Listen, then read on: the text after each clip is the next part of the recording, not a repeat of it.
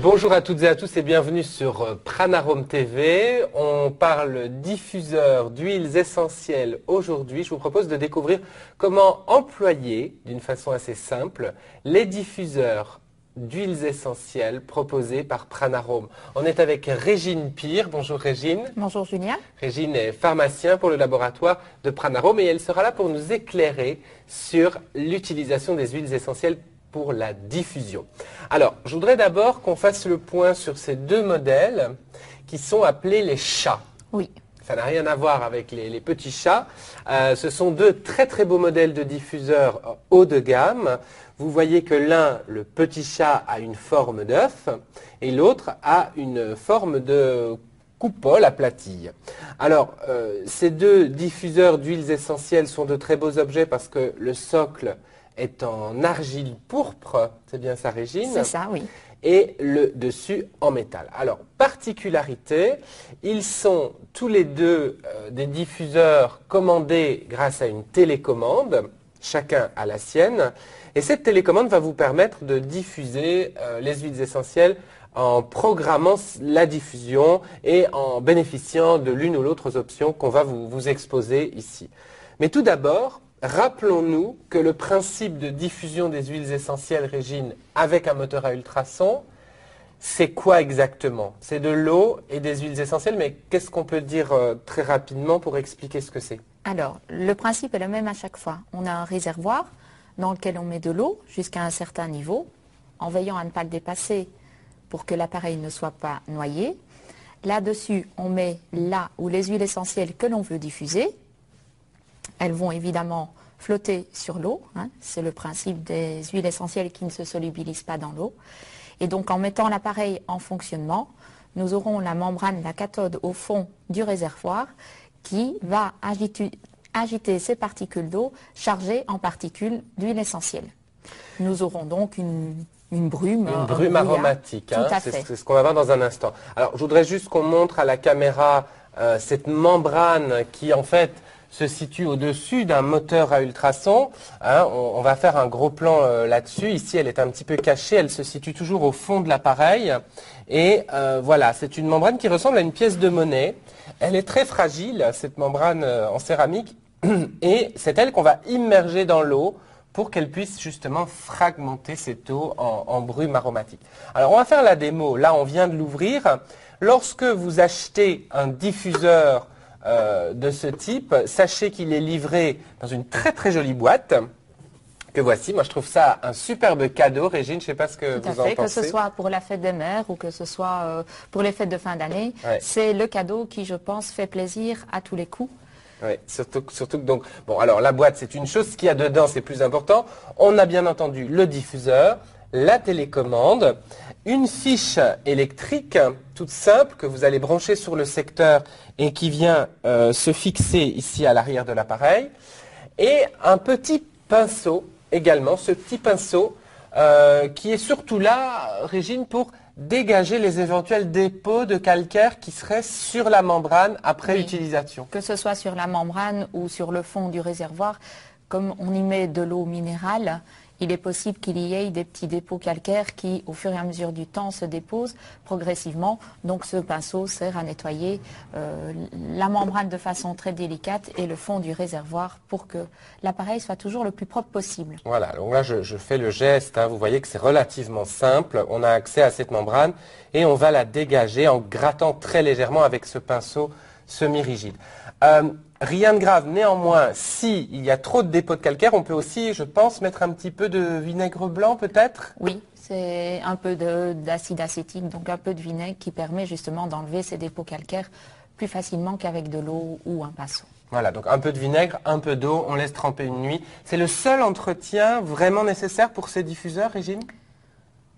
Oui, à part le principe, pour ceci, le principe avec de l'eau, oui.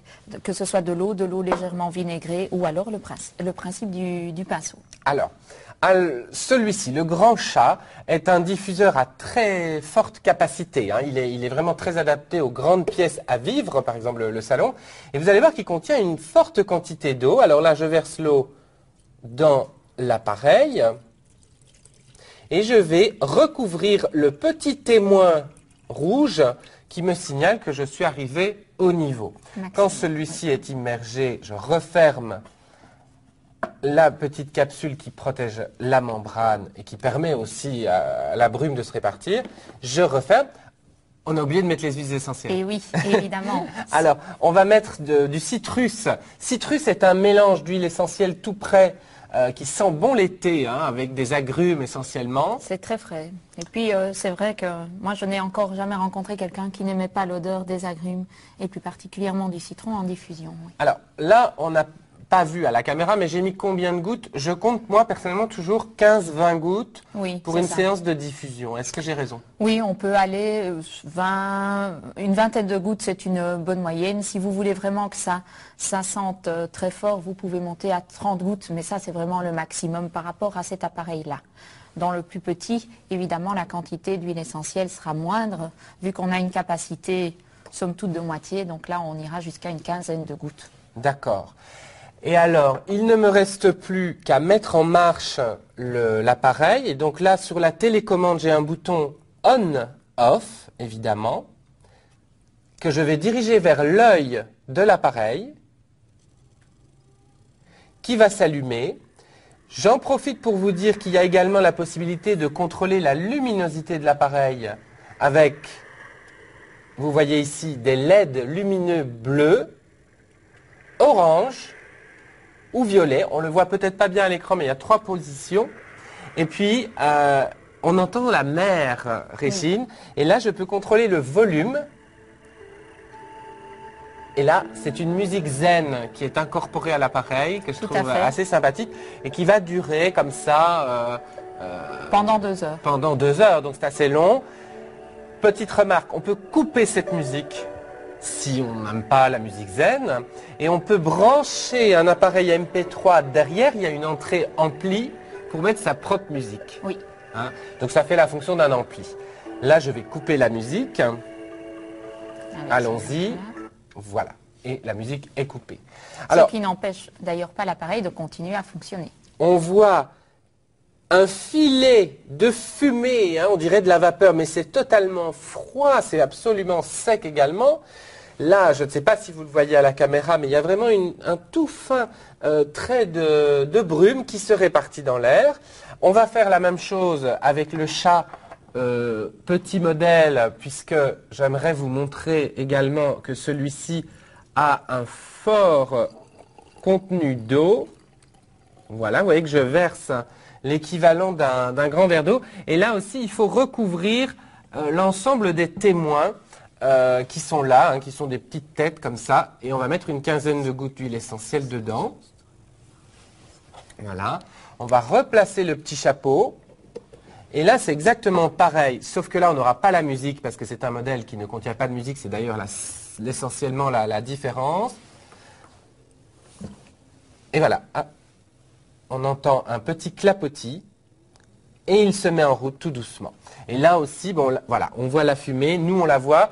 Je pense que peut-être on fera un gros plan tout à l'heure à la caméra.